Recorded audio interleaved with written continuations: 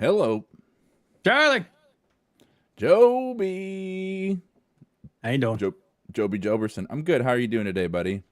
I'm doing good. How's everybody in chat? They'll respond in time. That's Well, welcome, chat. Yeah, welcome back to the What's New in Movies podcast broadcast. This is episode 2. And if you don't know what this is a show where myself and Joby, two editors and streamers, talk about what is new in Hollywood. Only the newest. freshest, That's the right. hot stuff, the hot goss. So later in the show, we're going to talk about a brand new movie from 2002 called Teenage Caveman, by famed director Larry Clark, the director of Kids.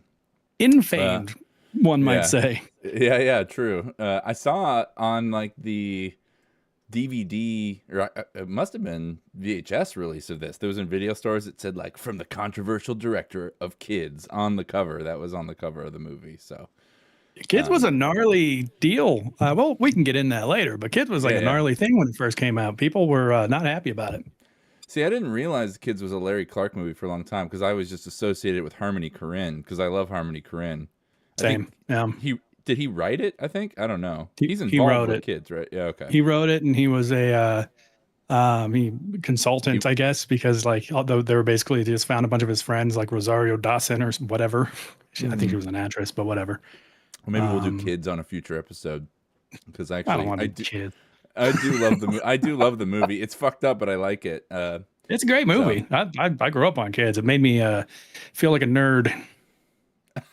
You feel less of a bad kid, maybe? Yeah, I was just like, man, I wish I could drink 40s and hang out at a park and fuck random people all day. I'm here, I'm playing video games with my buddy Adrian. That sucks. True. Well, we'll get into Kids more later, but mostly Teenage Caveman. Anyway, before we get into that, let's get into what's new in the news. I found a great little news article I wanted to share with you and all of our viewers. So let's talk about that real quick. This is from Vice.com. The 25 worst items pulled from people's butts in 2025, according to the U.S. government. So this is statistical information. I mean, how do they is worst? How do they define worst? That's a great question. I really didn't read it. I saw that there's a bullet pointed list. And that's all I really cared about. But let's see. If the Consumer Product Safety Commission maintains the National Electronic Injury Surveillance System, a massive anonymous database that tracks why Americans show up to the ER. This includes cases where someone arrives sheepish, uncomfortable, and very aware that gravity is not a valid explanation. Every year, doctors log what they find, and every year the list gets longer. A study in the journal. Can I butt in real quick? Yeah. You said log. Go on. I'm sorry. I didn't mean to throw you off. It's what it's about. I'm not going to read the whole article aloud, but I do have. So Lauren's cousin is a physician's assistant. And she worked in an ER for a long time.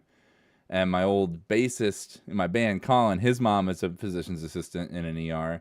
And they've both told me some things in the butt stories. And everyone always tries to say like, "Oh, I fell on it." Like that's why I was saying gravity's not an excuse. That's like super common for doctors to hear. Like, "Oh yeah, like I I fell on this. That's what got my." Why would you even try that? Just be like, "Hey, you don't think the doctor's ever stuck something in his butt? Who cares?"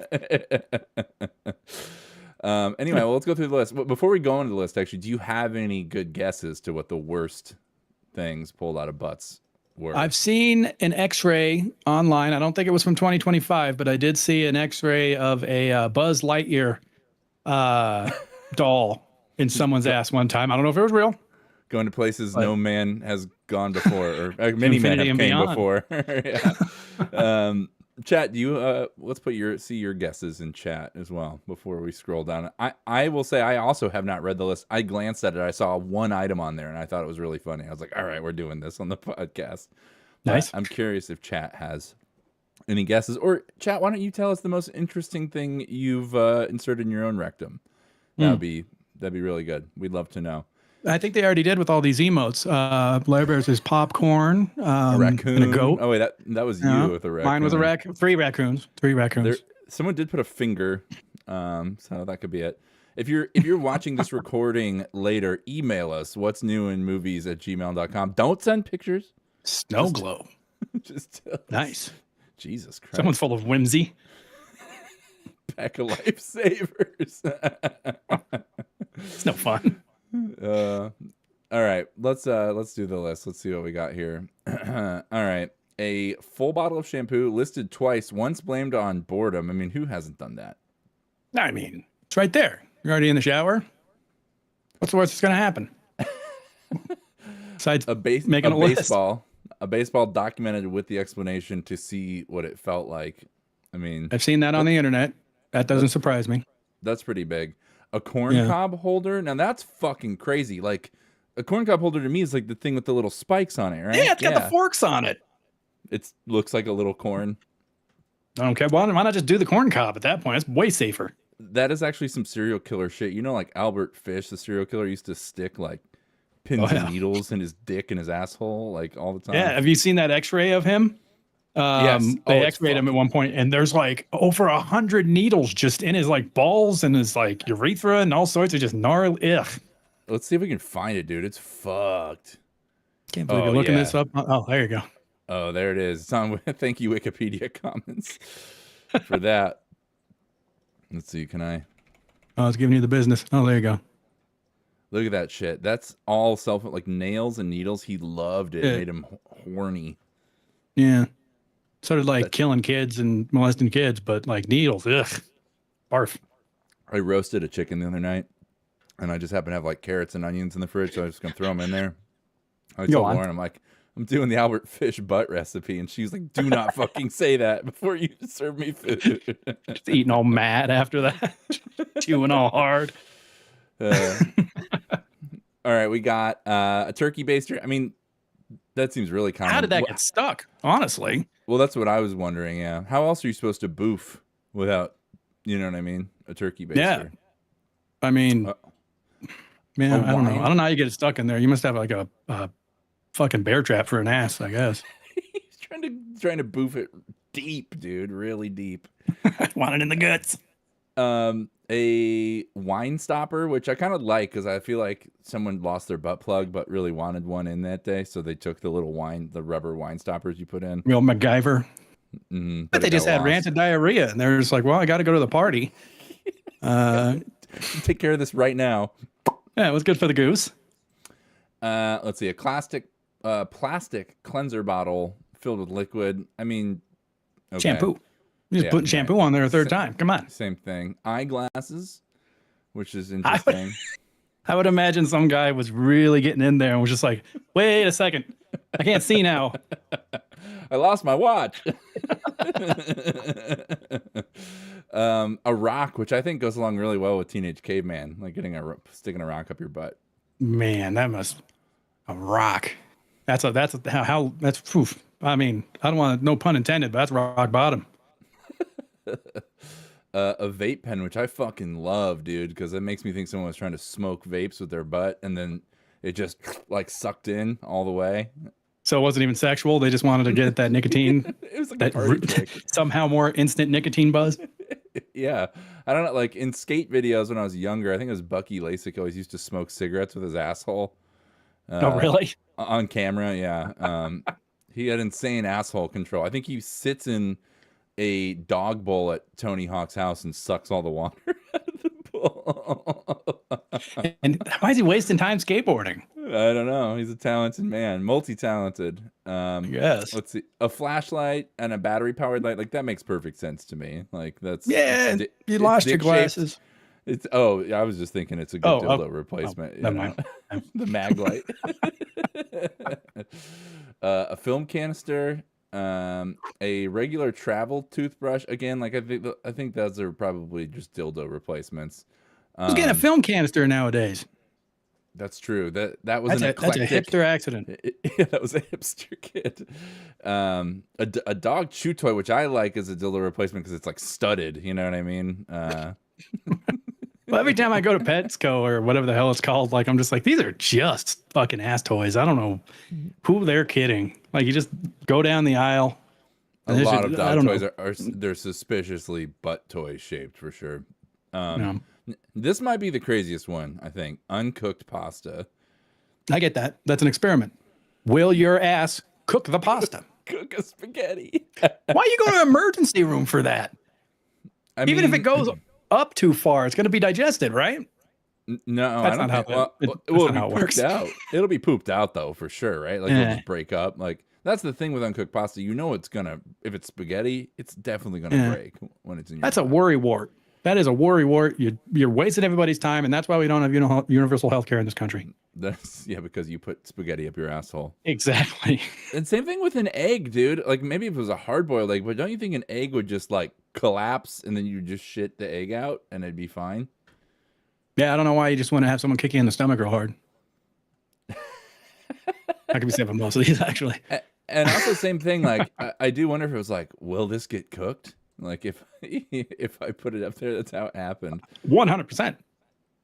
Marbles is good, but also kind of like the grossest one to me for some reason. Just like pooping out Because there's lots of marbles. them. Yeah, Yeah, it just yeah, I get that. sounds It's like awful. deer pellets. Yeah, Uh, like watching a goat shit.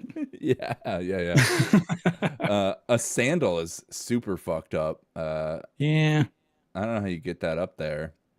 yeah. That's like I need this job done now. What's like the closest thing? A doorknob, which I've definitely seen that in pornography before. Attached to the door still. So yeah, you wouldn't have to go to the emergency room if they would have left it on the door, and I think it'd be funnier. Yeah, well, like they use doors to pull out teeth. You could use it also to pull the doorknob out of your asshole, you know? So, beard clippers wrapped in plastic, cited as constipation relief, which that one's kind of fucking crazy. Someone just tried to vibrate their butthole loose, but there's no Okay. way. That was a lie, right? There's no way. Vibrating, and maybe they just had a real hairy asshole, and they're just like, well, I don't like wax. Well, Let's give this a whirl. the fact that they said constipation relief, it just makes me feel like it was just they're just trying to vibrate their bung. Yeah. A light bulb. Now that one's fucking terrifying. Like for anyone who's seen like One Man One Jar, Oh yeah.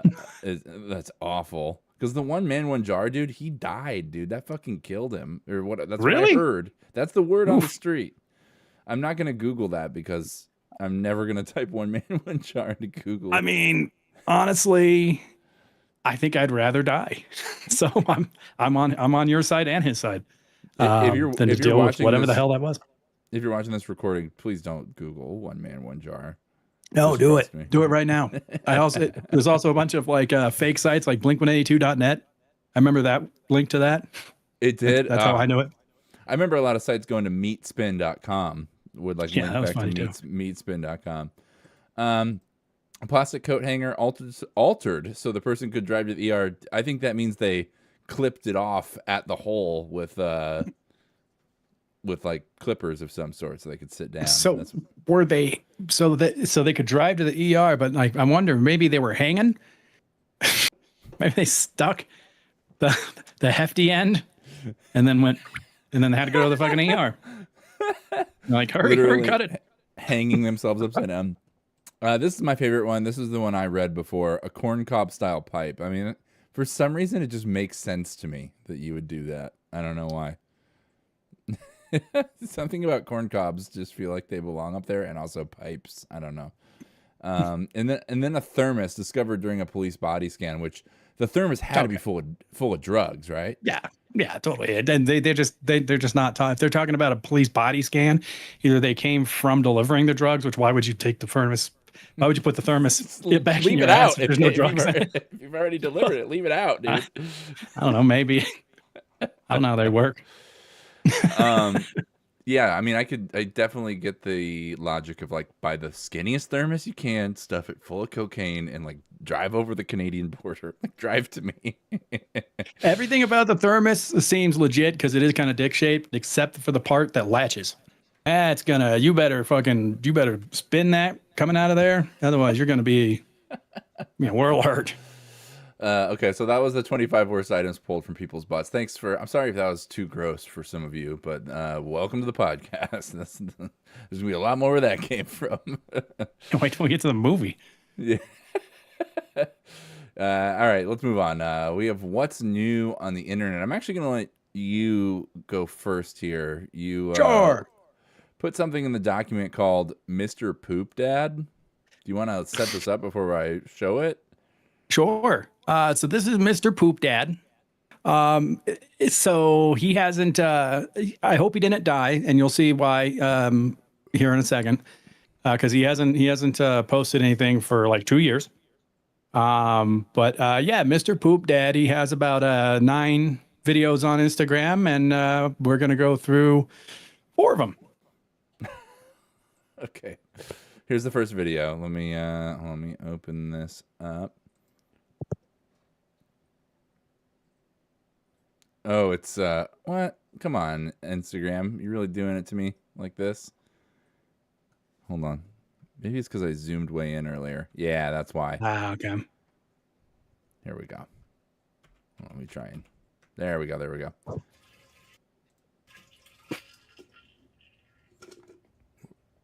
We're starting halfway through here. Here we go. You haven't had a chocolate milkshake in a while? Go out and get you one.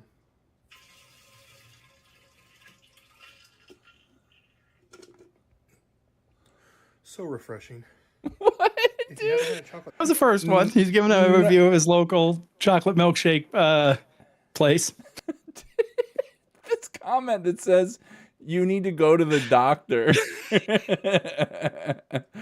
Oh, that was a hideous sound. We should soundbite that for later streams. We got plenty more. today. All right, here's his review of a new deodorant he bought, and yeah, here we are. I need to get that plugin that lets Bought you an aluminum-free rewind. deodorant today, and I was a little worried that I might still stink, but after working outside all day, I still smell amazing. Bought an aluminum-free deodorant today, and I was a little worried that I might still stink. One but more after time. working outside all day, Oh, dude, I hope he's adding those sounds in post, man. There's so no way. bad. There's no way. Here's a third one. I can't remember. why the little Oh, here we are. cheeseburgers from White Castle- Hold on. Why is it keep Another food review. Let's try this one more time. Does anyone know why the little cheeseburgers from White Castle are called sliders?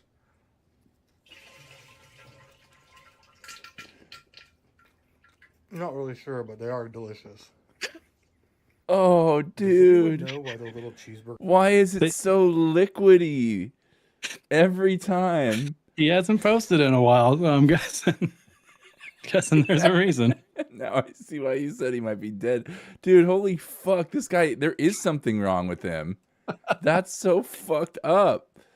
Hold on. Oh, what's going on here? It won't let me click this last link. Maybe for my own benefit. All right, here we go. Last one. And so this one is now, Happy it's New Year, New Him.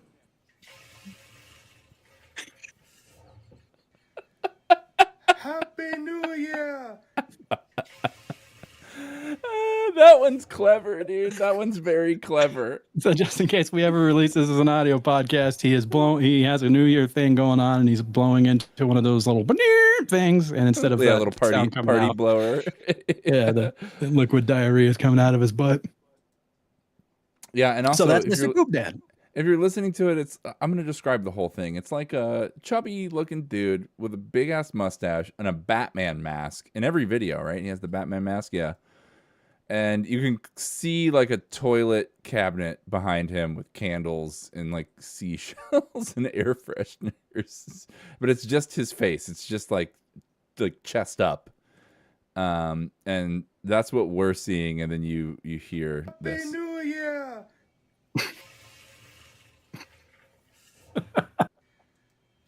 Oh, it's hideous, dude. That's That's fucking Poop Dad, baby. And that's what's new on Instagram. Well, yeah. So fingers crossed, thoughts and prayers. I hope he didn't shit himself to death, but he hasn't posted in a couple years.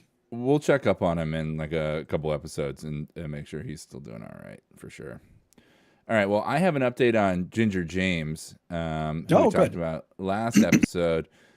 Just for those of you maybe who didn't catch Ginger James or didn't watch last episode, here's a little update. This is the kind of stuff Ginger James. She's an artist. This is what she posts.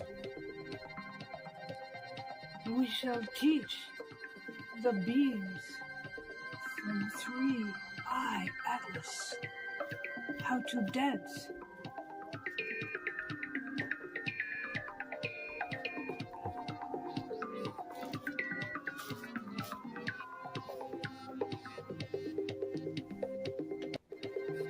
So her whole YouTube is just this. It's just fucking full of this. It's her and her manservant slash deity partner, who, by the way, I found out his name is Giorgio. I could have told you that. I didn't look it up, but I could have told you that somehow. And his worshippers are Georgians, obviously. Of course, he has worshippers. And her goddess name is Zaza. So just so you guys know. Okay. So anyway, we have a little update on her. Basically, I did a little digging, and I found that she has, honestly, a really fucking great website. She has a full website because she is an artist. She does visual art on top of the video art that is her YouTube. And I was just searching her website. I highly recommend everyone go there. We're big fans of Ginger on this channel. You can buy art from her, and you can check out all the stuff that's on here. But the real reason I love the website is because she has all the art into these different categories. She has, and last time we talked about a manservant painting that I really want to own for myself. It was on sale for $125. She has a whole fucking part of her website just dedicated to manservant art. Huh. And it's fucking awesome. And look at that. It's affordable. Some of them as low as $40, dude. You'd be stupid not to buy it. That's what I'm trying to say. So here, this one's called Viking Manservant, for instance. Beautiful. There it is. There it is. And let's see what else. There's 3 pages of manservant art. Oh, and she's very diverse. Asian manservant. With the sushi and the dragon shorts. The full lips. And then she has an Italian manservant, and of course he has olive oil and wine and cheese, maybe. Wine and cheese. And a full head of hair. I like how his muscles are painted on like he's a fucking robot. It's very abstract. Yeah, so that's I just wanted to let everyone know I've been digging deeper into her, and I found this website. Oh yeah, here we go. Zulu manservant. She's really representing all of the men of the world as servants. And servants. So nice. Go check out Ginger's website. We'll continue giving updates on Ginger. And what's going on with her, but everyone go have a look at her website. It's brand new on the internet this week. Now, which one did you want again? Not the Zulu one. No, I want the goth one. Okay. Let's see. You sure you don't want the Zulu one? I know your birthday's coming up. I'd be happy with literally fucking any of them. And yes, my birthday is coming up. This one, goth manservant with vase. What's that vase full of? I don't even think this is the same one. This one, he has like a canopic jar. Like it looks like an Egyptian, maybe. Yeah. Like it's got organs in it. The one before, he had a hummingbird vase that I wanted. So that might be gone already. I may have missed shit. Ooh, this one's called Bad Boy Biker. Yeah. All right. All right. And what is he serving, though? He's driving to her house to serve her right now. He's not actually serving a food. Okay. He's serving cunt, right? Is that what RuPaul calls it? Exactly. Serving cunt? Yes. Yeah, nice. You're right. They are all physically actually serving something, like on a tray, almost in every single one. Dick-looking things. I didn't even dick-shaped stuff every time. It's always a bottle and 2 things. The collar got put on that one without a neck, said Dorimo. Yeah, that's true. Anyway, so yeah, that's our update on Ginger James. That's what's new with Ginger this week, which brings us to what's new in music. And Joby, you had a what's new in music this week. What is You know, this that we're about to watch? I was gonna do a poop related one, but then I found that Poop Dad, and I was like, that's too much poop. So I did an audible here, and this is Kenny Strawn. That's before also you even knew I was gonna do an entire article on butt stuff. Butt stuff. Well, that's butt stuff. That's not poop. Well, kind of. Anyway, Kenny Strawn, yes. How dare you, sir? Yeah. So Kenny Strawn, I tried looking some stuff up about him. I don't know really anything about him. He has a website with nothing on it, just links back to his YouTube music. But according to all of his YouTube music, he really loves God. He really loves abstinence, and he really doesn't understand how music works, I guess. I was about to say, so he's just like me and you, except for that last one. We're fucking great at music. I'm all three of those. He looks, I'm not going to lie, he looks exactly like my realtor, the guy I bought this house from. He looks identical to this guy. So I'm going to text this to the realtor later. But here we go. This is Kenny Strawn. You kill this at any point. I had to turn people down purely because they didn't realize that the Lord of all is Lord of our lives too. I give him everything first above all else. In school everyone mocks cause they don't believe they've been led astray, because the enemy is lifted, denies to teach them. That's why I wrote a book proving that he exists. This is like the new what's that band? It sounds like why can't I think of the band name? It sounds like Animal Collective. I love Animal Collective. How dare you say that? I do too, but this does sound like that in some way. Sounds like Panda Bear's new single. This is my biggest turn off. What's his biggest turn off? Too much too early. Then I can't take it. He who lives in me. Dude, this is 5 minutes long. Yeah. Keep going. He has a point to make. Everything's to stop thinking He's got a point to make. and think about Christ Let him cook. You don't have to let him cook. We can end this right now. Doesn't change. No, we're going. All right. Within the future would realize it's not feelings but discipline and accountability. I want this guy to copyright strike us. Or at He's least got a team of copyright. lawyers. Yeah, at least claim it. Yeah, he protects this shit very well. Okay, yeah, I can't do anymore, dude. That is fucking awful. We only lost 2 viewers. I got my eye on that the whole time. So that's a win in my book.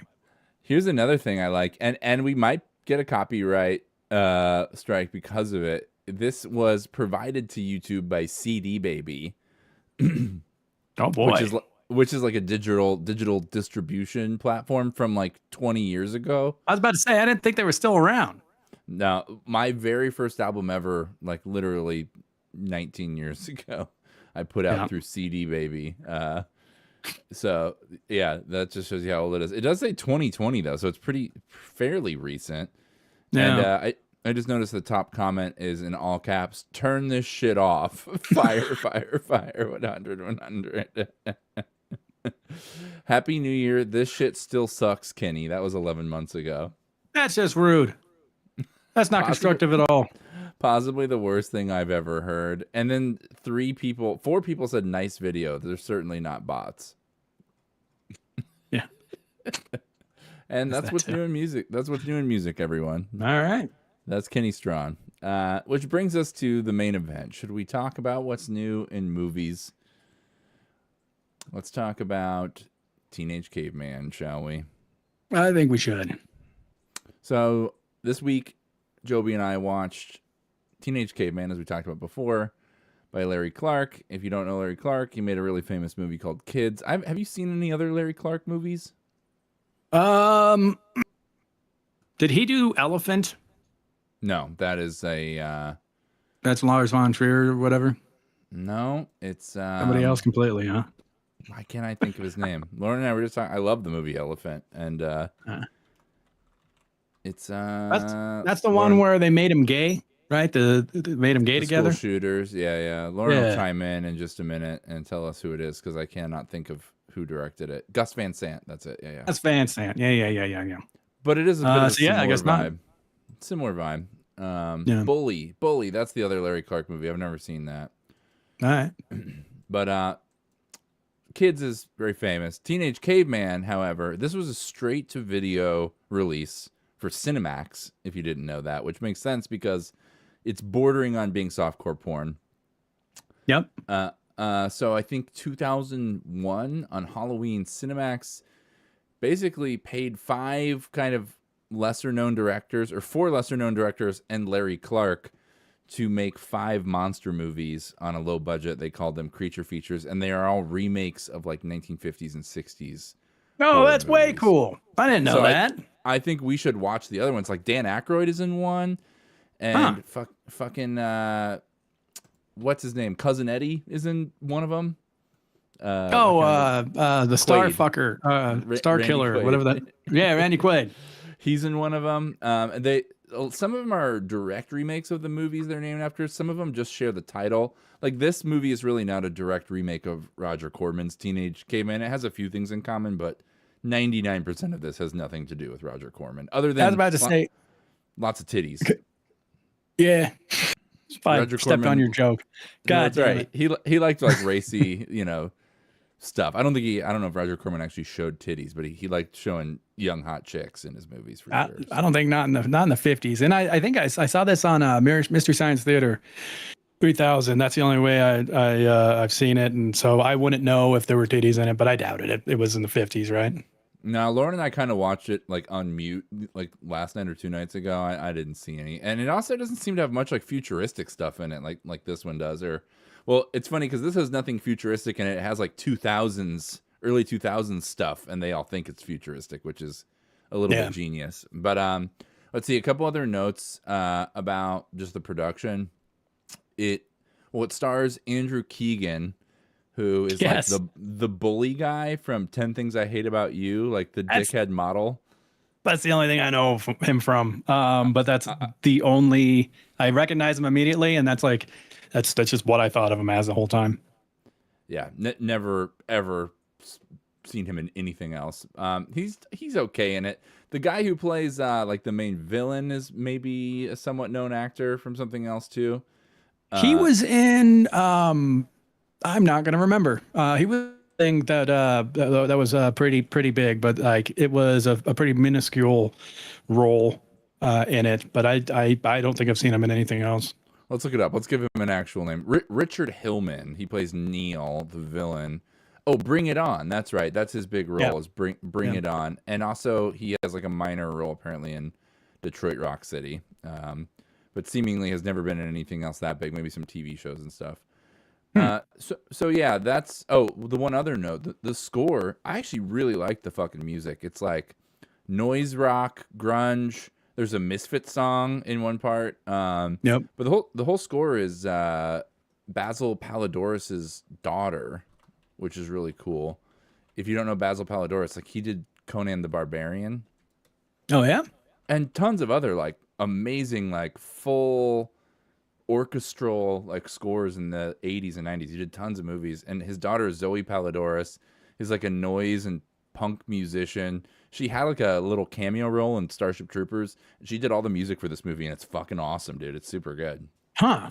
Yeah, that's it has to be calling in I was about to say calling in a favor, but it's the guy's daughter, so I don't know if that's really maybe this is her.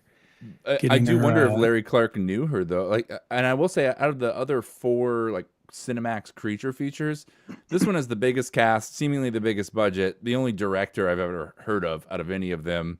Like none of them have much going for them. That's so a bummer. It is, which is why I when want to you watch said that, I was like, oh, I can't wait to see if they got some like non Larry Clark directors. But all right. I didn't recognize a single director. One of them had Dan Aykroyd starring, and I was like, well, that's kind of cool. So, but yeah, cool. I do think Larry Clark pulled some strings and like got a little more done on his creature feature than other people. But let's talk about the synopsis. Will you give us a quick breakdown of kind of what the movie's about, what happens? Sure. So it is a post-apocalyptic movie. The world has ended for the most part, and there's little clans of cavemen-like people in the future. And it seems like, according to the technology that's kind of left over, it seems like it was ended around the time the movie came out, early 2000s. Shit, how far should I go? I mean, give us like the big overview, like what's the main plot, and then we'll jump into kind of the specific plot points. Sure. Our main guy, the bully from 10 Things I Hate About You with the headshots, is the same, but he's going A, B, A, B. Yeah. He gets exiled from their community, and people follow him, and they find a sort of oasis, utopia kind of thing, and hilarity ensues. It does turn into a full creature feature by the end of the movie, which is kind of badass. But let's jump into like maybe some specific. Let's go through the plot. Like, let's talk about what happens. We'll watch our clips that we've pulled, because it's pretty amazing. So the movie does start out. It's really only a super short segment. As teen cave people, but like cave people in this movie aren't them like being ooga booga. Like, they all talk like California kids.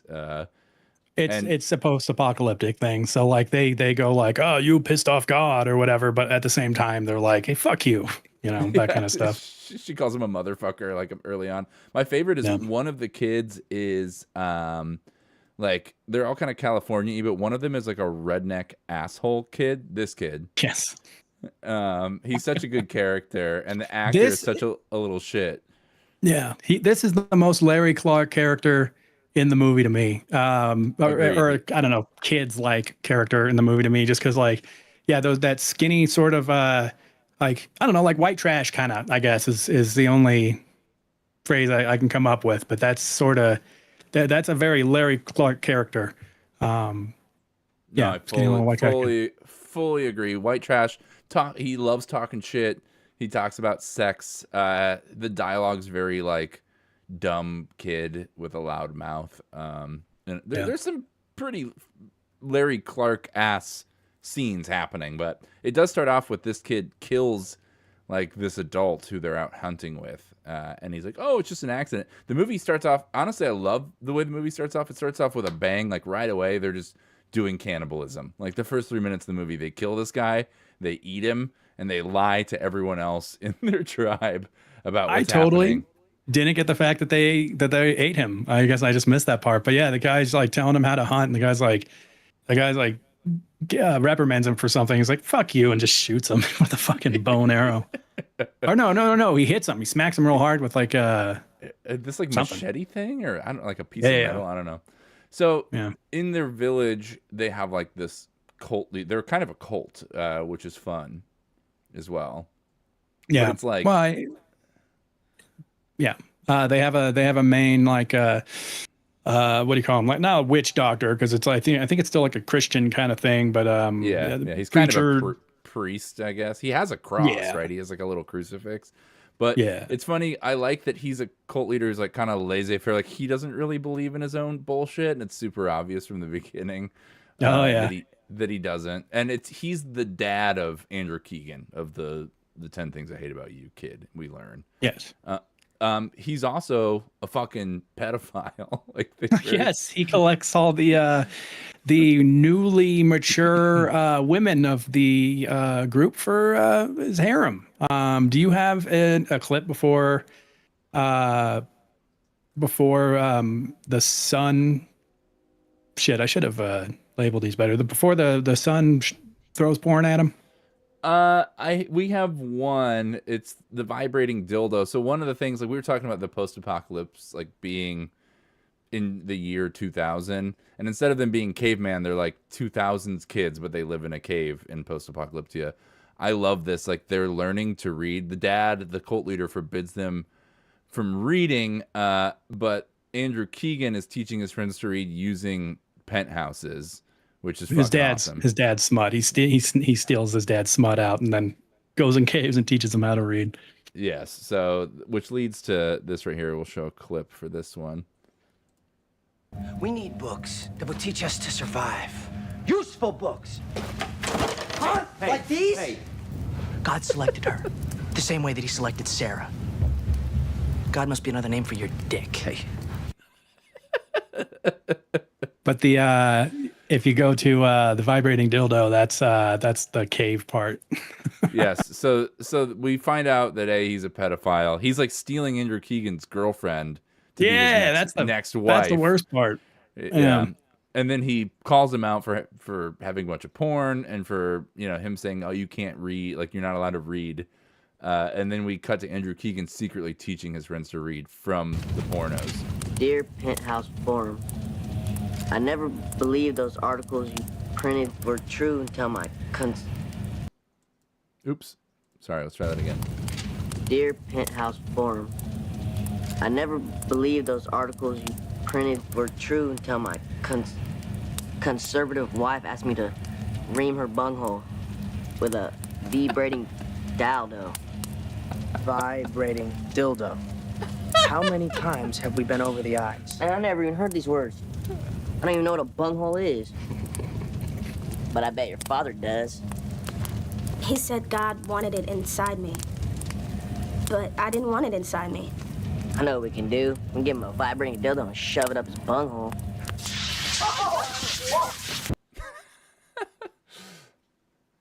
It's kind of a genius scene, in my opinion. Like, it's such a classic trope, like teaching a little kid how to read, and then they get stuck on a word, and then you help them sound it out, but this time the word is vibrating dildo. It's so fucking funny, dude. I never heard nothing.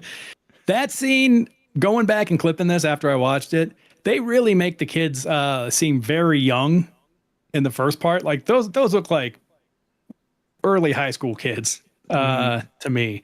Later on in the movie, you realize that, okay, these are like 20-year-olds, but they make them seem super young in the first part. I mean, that's what Larry Clark's known for, right? Is like showing the youngest people he legally can on film naked. Yeah. Everyone in this movie gets naked a whole bunch. But yeah, you do realize they're more like in their 20s later on. So yeah, you really hope, at least. Well, they party like college kids later too. But so all of this happens. Andrew Keegan kills his dad because he's gonna steal the girlfriend. I think I maybe have a still of that. He sticks his crucifix in his eye, and they exile him. They put him on the stocks, and his punishment is this. Take care of that princess for you. How's that? Titty twister. You've worked up a sweat. Sorry, I did another titty twister. I'm bad at. There's I gotta work on my clipping. I just thought it was funny that he got two. I like when you make the montages, man. That's good. It's good. So yeah, they do all this, titty twisting. His friends decide to break him out. They hike along, and eventually they find a city. And it's Seattle, clearly. It like a weird like apocalyptic storm blows up, and then they just wake up in this like very brutalist modern house out of nowhere. That was goofy. That was very like Wizard of Oz kind of, because it was just like, oh no, and then they wake up, and then you go, oh no, it's a Larry Clark movie, because then you see a bunch of kids strewn about in see-through underpants. So it's like, okay, this is a Larry.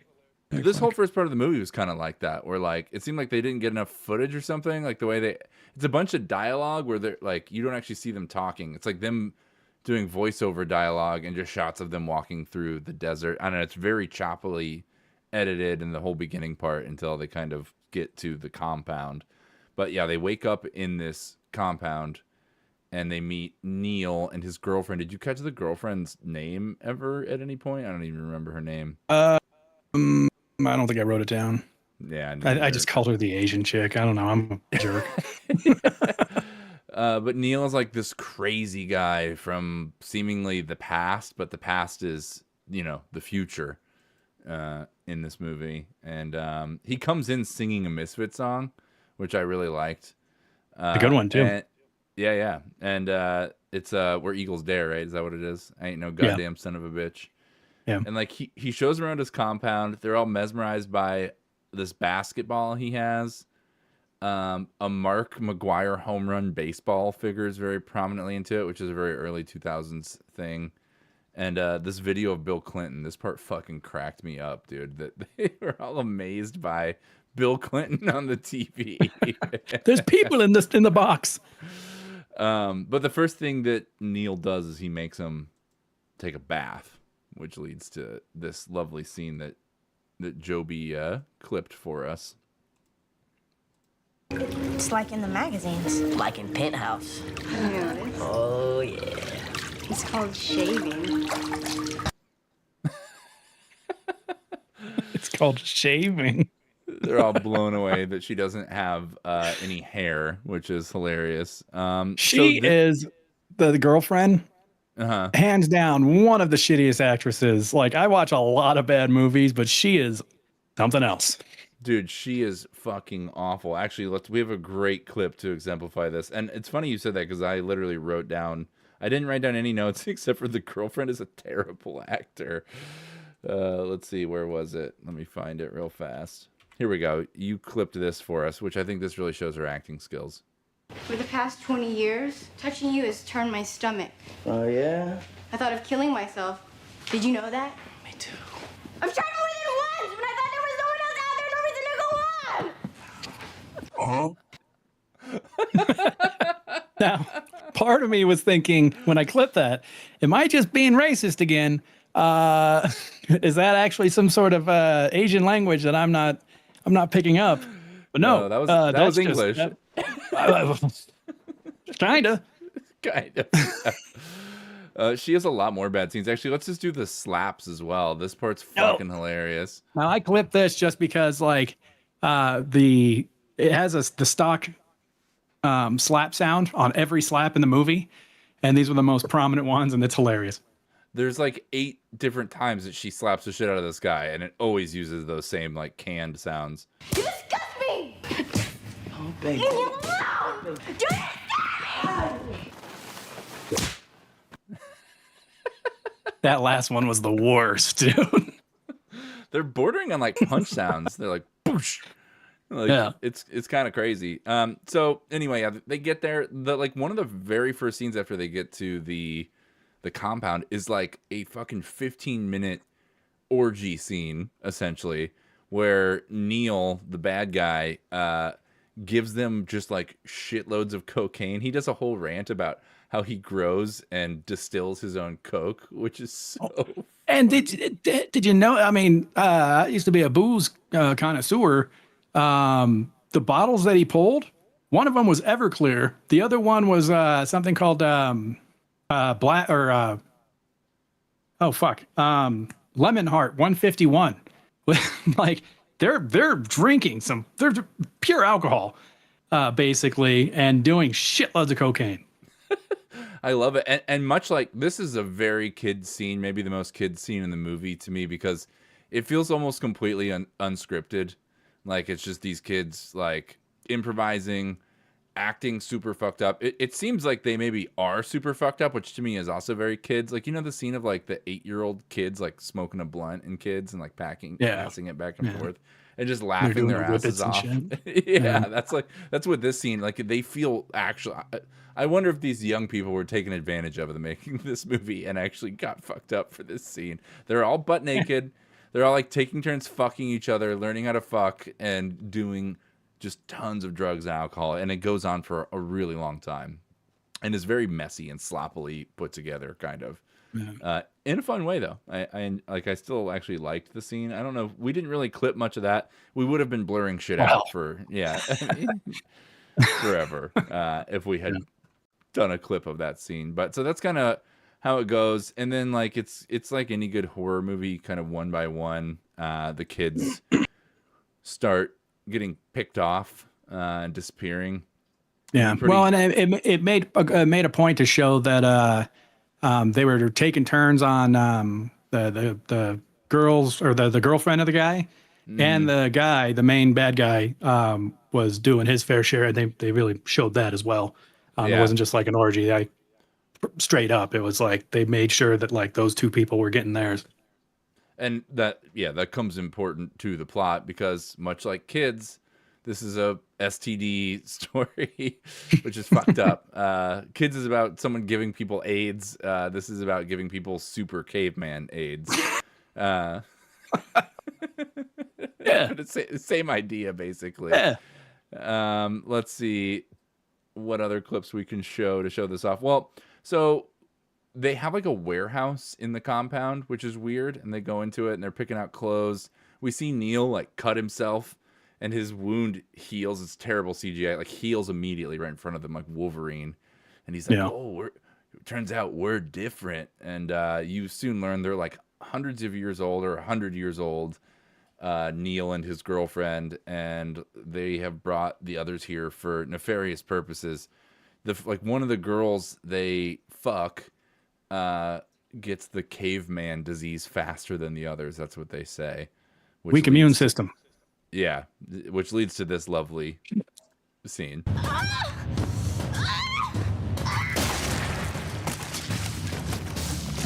Holy shit!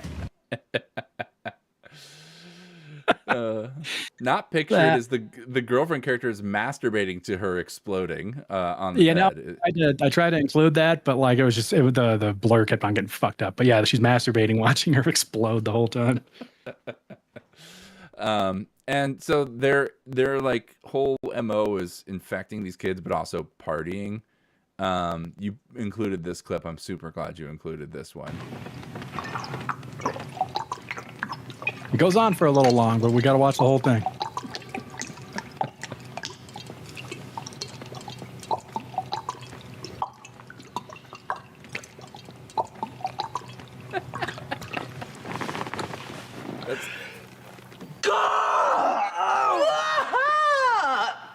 I remember being 20.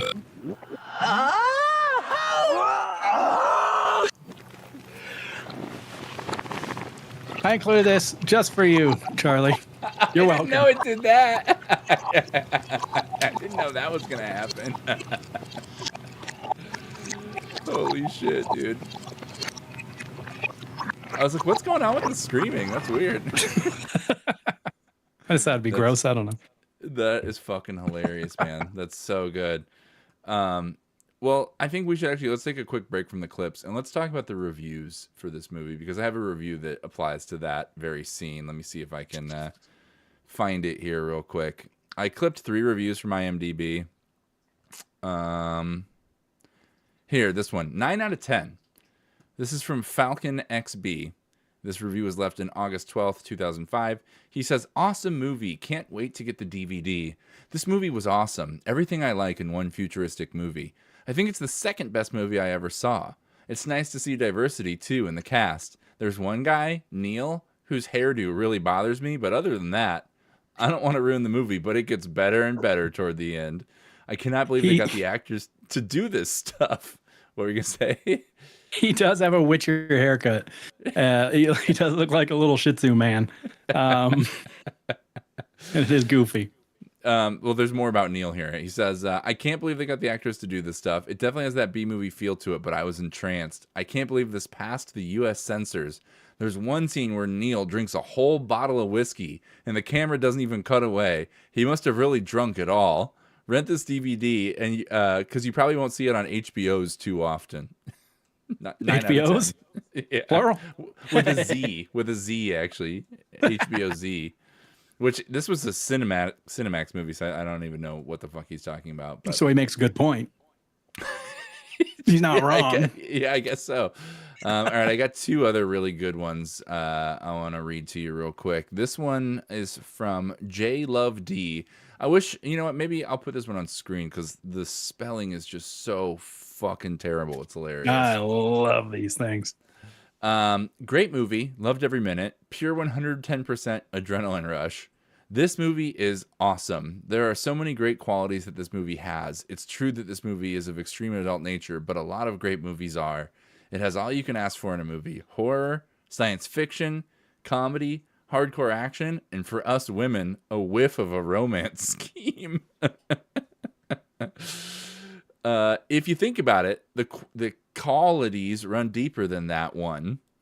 The plot was well thought out. It's hard to read, it's so badly written. The creator knew what he was doing on this one. The movie leaves you hanging from the ceiling, spelled Sealing. It leaves you hanging from the ceiling and then settles you back down and then puts you right back up there again. Secondly, the cast is amazing, especially Andrew Keegan. He really shows off his acting skills.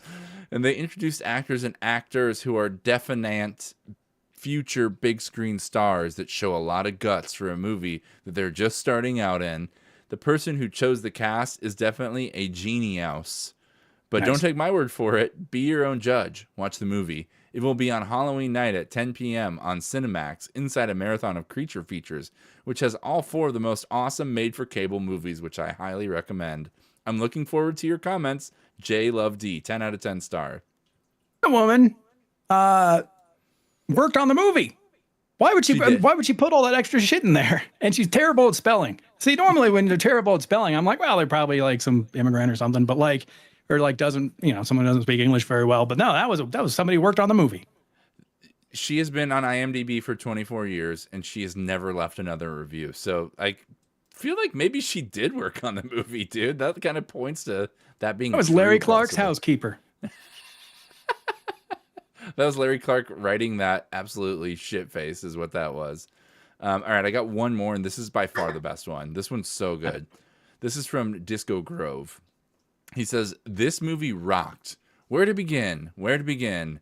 Teenage Caveman was a non-stop roller coaster ride of thrills, chills, and bloody spills. This movie represents motion pictures at its very best. The plot, the actors, the script, the swerves, the lighting, everything was top-notch, grade A, number 1. The boobies were the icing to this blue ribbon cake. Blue ribbon cake. Spielberg who? Gone with the what? I personally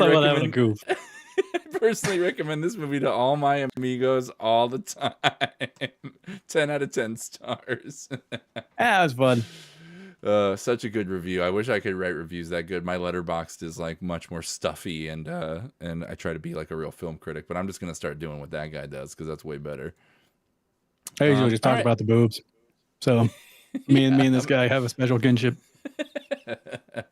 So yeah, that's the reviews. That's what IMDb had to say about it. I will say it's kind of interesting. We'll get to our final thoughts and review of the movie at the end after we talk about the plot a little more, but it's interesting, like the IMDb reviews, 90% of people fucking hate it and say it's like the worst movie they've ever seen, which I don't disagree that it's like kind of shit, but it's also kind of fucking awesome. Like I think there's some actually really smart filmmaking happening in a lot of parts. There's a lot of like hilarity that's on purpose and not on accident. I'm not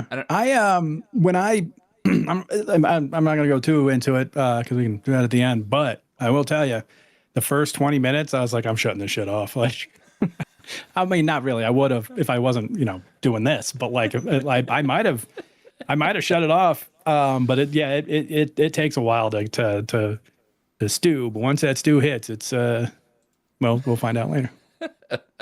Well, let's watch a couple more clips. So yeah, kind of the movie ends with the kids start turning into these super fast healing future freaks. You learn that Neil's girlfriend, the bad guy's girlfriend, can shapeshift, and they're using that to trick a bunch of them. And they kind of get onto the fact that they're these super cavemen. You learn they were altered in a medical experiment or something like that.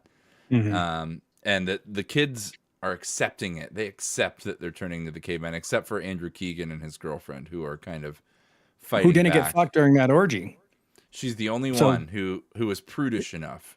Well, and he didn't either. They both abstained during that orgy, and so they're both human beings, and the other ones are the ones that are, I want to say slowly turning, but I don't know about that. But, that's right. Yeah.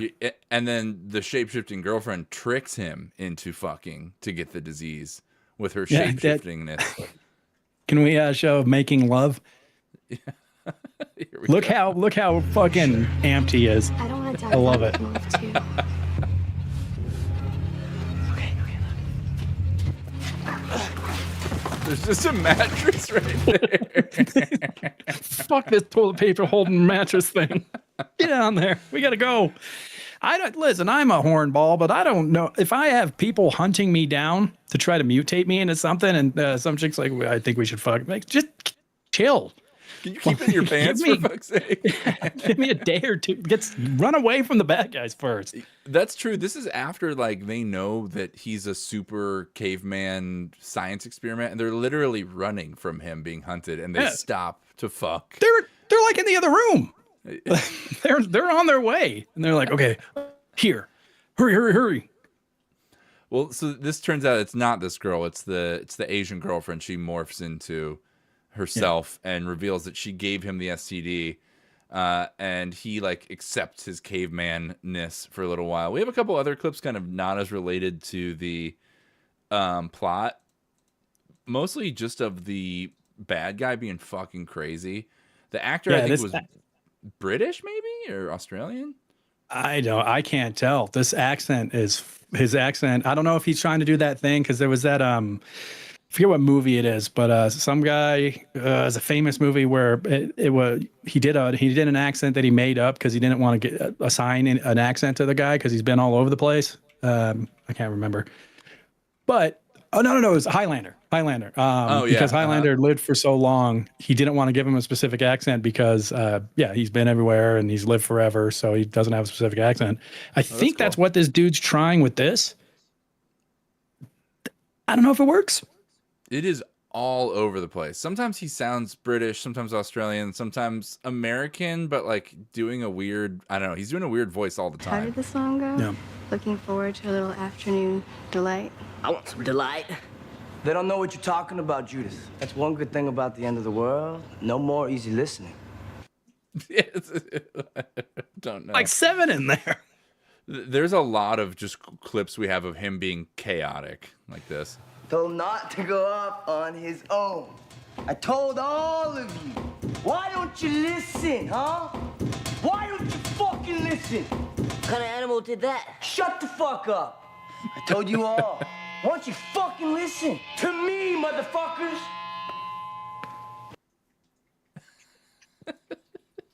That wasn't edited, by the way. I know I edited a lot in these clips. Just cut out a lot of shit. That was straight. I didn't edit shit out of there. The editing is also all over the fucking place in this movie, dude. It's insane.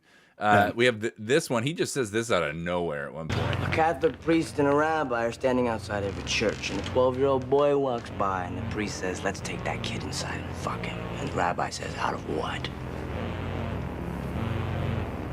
You see, they'll never be like us, no matter what we... That's enough. They'll never be like us. They don't get my anti-Semitic jokes. That was my why did I label that? What it's like trying to grow an audience on Twitch. They just don't get it. They'll never be like us, man. Never. So yeah, at the end we kind of devolve into well, we learn that actually before we get there, the girlfriend who was not part of the orgy. So everyone is a caveman, super caveman freak except for her. And she's running away. The redneck kid is on the bad guy side. He becomes a villain, which is really fun. He chases her down, which leads to this scene. There's some really fun gore at the very end of the movie. This is one of the better ones. Fuck you!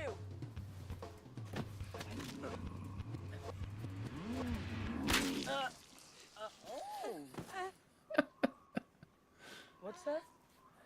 Oh, you want a kiss? Of course, sweetheart.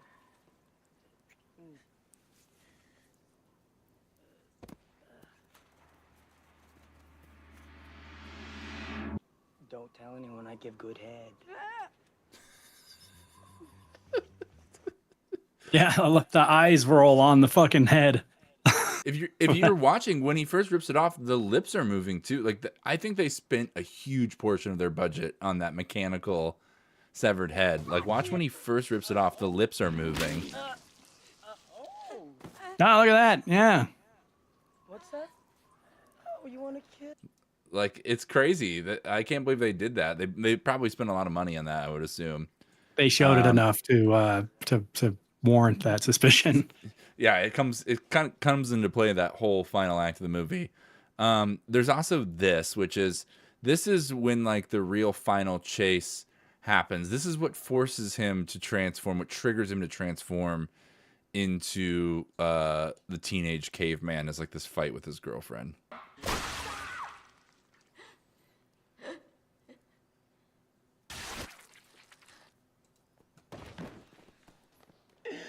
I'm so sorry, baby. Wake up.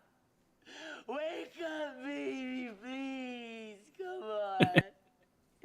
Don't leave me here, baby. Some top-notch Wake acting. up.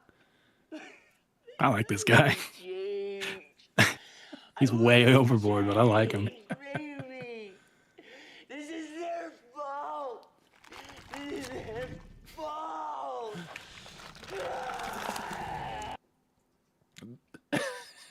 The CGI is pretty minimal, but when it does come in, it's always really fucking cheesy, which I love. Yeah, it's jarring for sure. So this ends up with him becoming the super caveman, but Andrew Keegan also embraces it, and we have a super caveman mutant fight at the end, which is really fun. You got this clip for us, which is so good. It's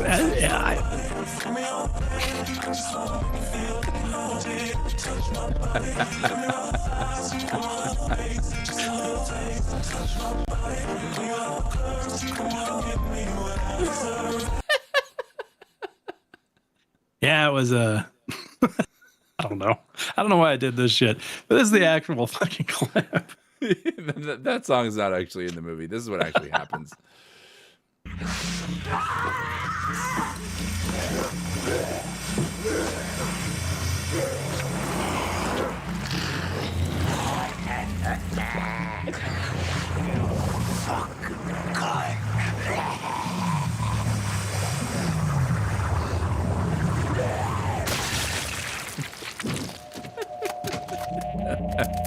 Did he drop a K?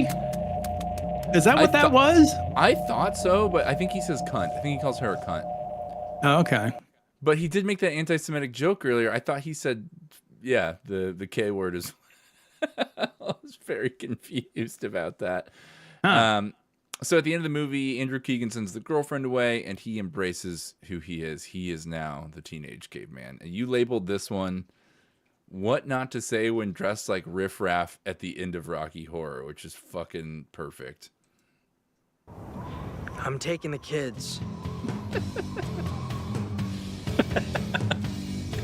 Please, just like that. Please, by all means, they're all yours. No one stops him.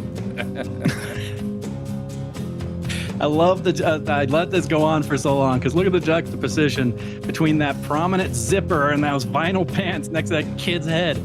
No good. That guy's good. Super good. I also didn't really clock he has the same haircut as Neil, but has the whole movie. Yeah. He's got the Shih Tzu thing. Yeah, he's got the little man sprout. So he's fully accepted it. You know, another thing about this movie, just like cinematically, the production value is pretty low, but some of the locations are kind of cool, and they use them a lot. Yeah. Like the actual compound that they're in is kind of neat. It's this weird brutalist underground compound. But another thing, like visually in the movie, is they went with a really extreme color grade, which was not a popular choice in 2002. Color grading came around like 2006, 7, 8. Like they really started getting into digital color grading.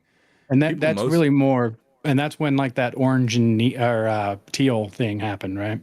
Totally. And like even like if you think of Gladiator, like was one of the first movies that kind of had a look to it, like hues and casts. Like they did some extreme color in a lot of scenes where like they desaturate certain colors completely, and it looks like shit, but I kind of like that they went for it, just to have like a very, very distinct visual look to the movie. A lot of it looks like video too, like shot on fucking video cameras, which is very Larry Clark, I feel like. Just like video camera-y.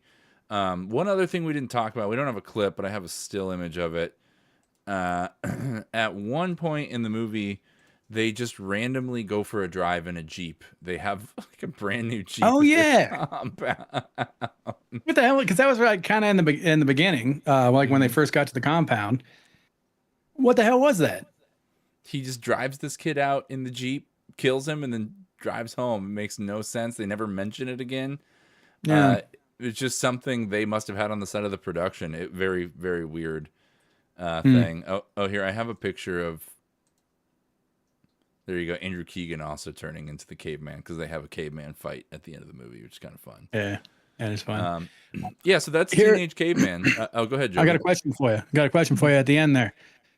So he gets turned into the super caveman. She does not, right? So once they're all gone and dead, he was fucking her. The one that didn't want to get turned into a caveman in the beginning, he was fucking her at the end when all they were cutting back and forth to all like the corpses and shit, right?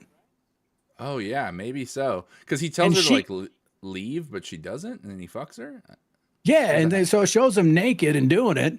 And then at the very end there, so like it was just him leading the children with his very Technicolor glam rock, whatever that was. So are we to believe that she was like, fuck it, I'll be a caveman with you. But it didn't work and she exploded.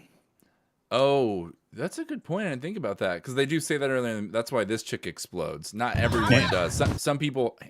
And the other thing too is, at one point Neil's like, "We cooked up a shot. It's going to help you transition without exploding," and they give it to Andrew Keegan. But like maybe we assumed that that was the last one. There's no other shots. The girlfriend didn't get one, and then this happens.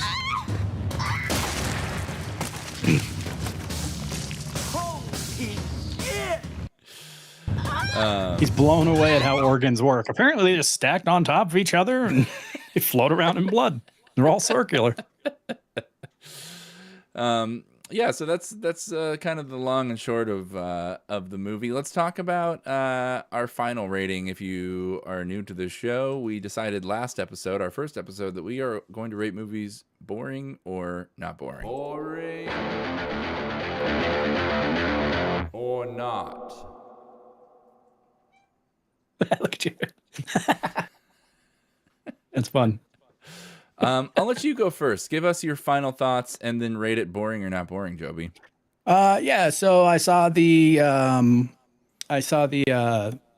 cover there and I was like, "Oh boy, a mutant movie."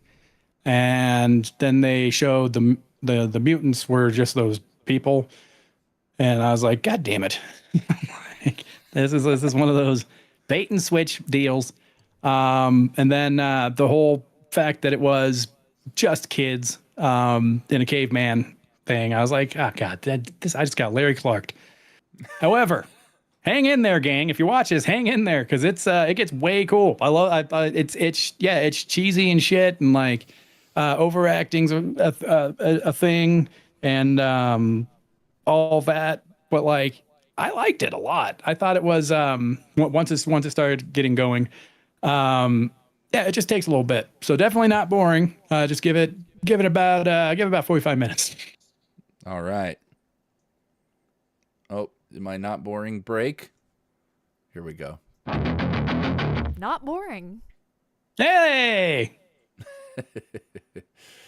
So that's a not boring from Joby. I'm gonna say I feel the same in that I actually liked it. I watched this once before on stream because I knew it was like considered dog shit, and I kind of talked through the whole thing because we were doing it on stream.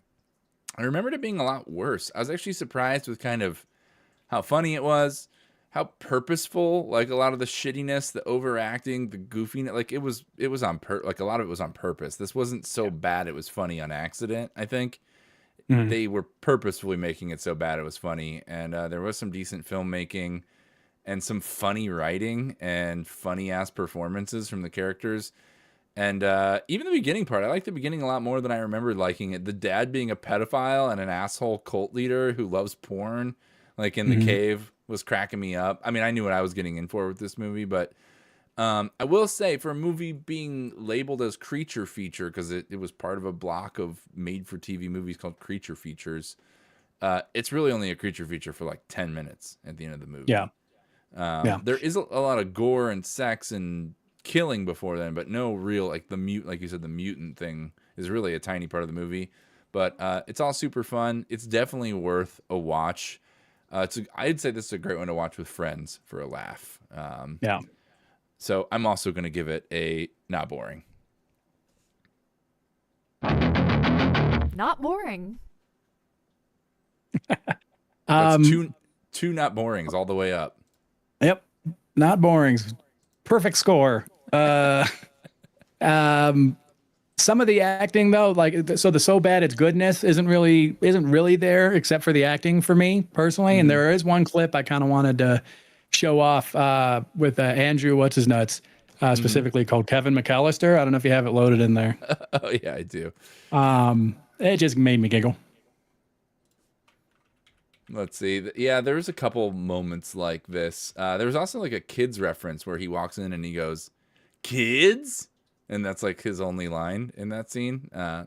Here's the Kevin McAllister one. This also feels like a Home Alone reference for sure.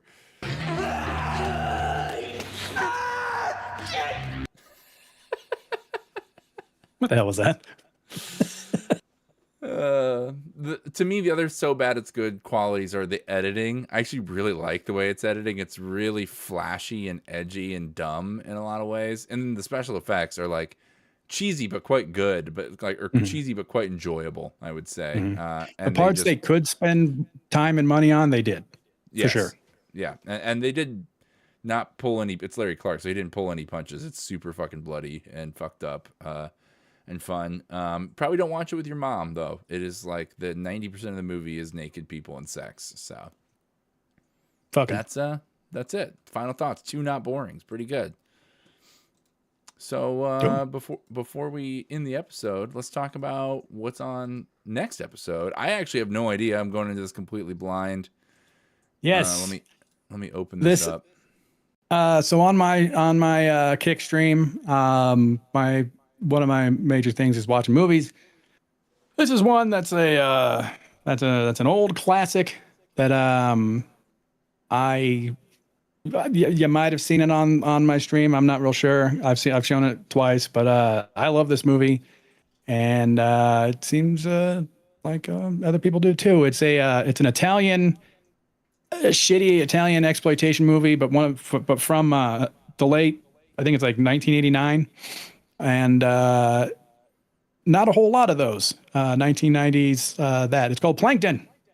Oh, okay. I've never seen this. I've heard of this though. Nice. It's like a sea creature thing, maybe. Yeah. Is that what it is? I don't know. It is. I'm thinking about the plot, and yeah, I guess it is. Carnivorous fish that live out of water. You know what that means?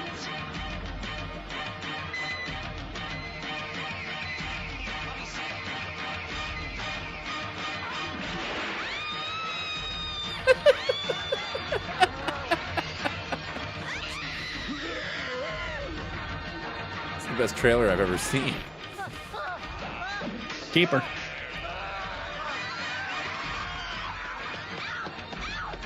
I have to drink something. Now you see why this ship has no crew.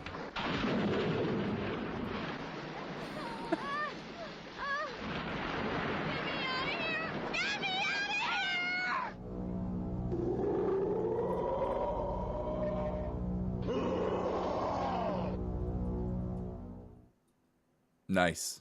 Can't wait. Yeah, it'll be fun. So that's next week, or maybe 2 weeks. We'll see. We're gonna try and get to possibly every week here soon once I wrap up some work. But we'll and maybe get on a regular day too. But we'll let you guys know. And a good way to find that out, if you're not already, give us a follow on our socials. We do have an Instagram. We do have a TikTok. Obviously, if you're watching this on YouTube and you haven't subscribed, do that. We're going to start putting out audio versions, hopefully, on Spotify and Apple as podcasts as well soon. But make sure you go give us a like, subscribe, a follow. I don't have a page with our personal ones on it. I should, though. You can also find Joby here at Joby Karate on Kick. He streams a few days a week. I need to change that name. In fact, if you're watching this in the future, it's kick.com/bad@karate again. I don't know why I changed it to that. I like Joby Karate, but that's just me. And then I stream on Twitch also quite a bit.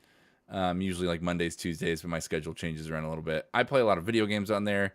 Joey plays some video games. He also watches a lot of movies. We listened to erotic Sasquatch audiobooks on his stream last night. That was a blast. You're lucky. You're lucky. So go give us a follow. Hopefully we'll see you on our streaming platforms. And yeah, that's the episode. We will see you guys next time for Plankton.